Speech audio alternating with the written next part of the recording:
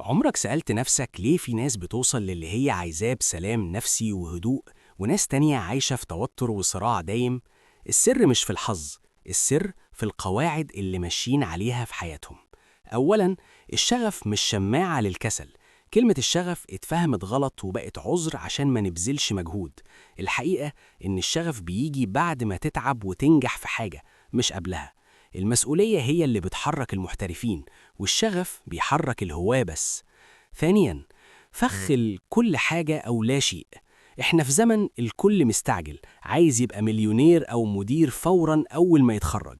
التوقعات العالية دي هي اللي بتجيب الإحباط. النجاح الحقيقي هو إنك تقبل تبدأ عادي وتكبر خطوة بخطوة، مش لازم تنط للقمة مرة واحدة.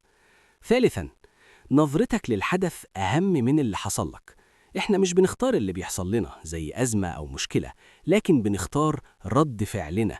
في واحد بيشوف المشكلة نهاية العالم ويقعد يشتكي، وواحد تاني بيشوفها فرصة عشان يتعلم مهارة جديدة.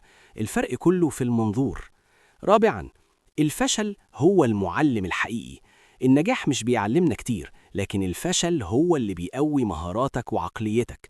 المهم لما تقع تمسك ورقة وقلم وتعرف إيه الغلط اللي عملته عشان ما يتكررش تاني.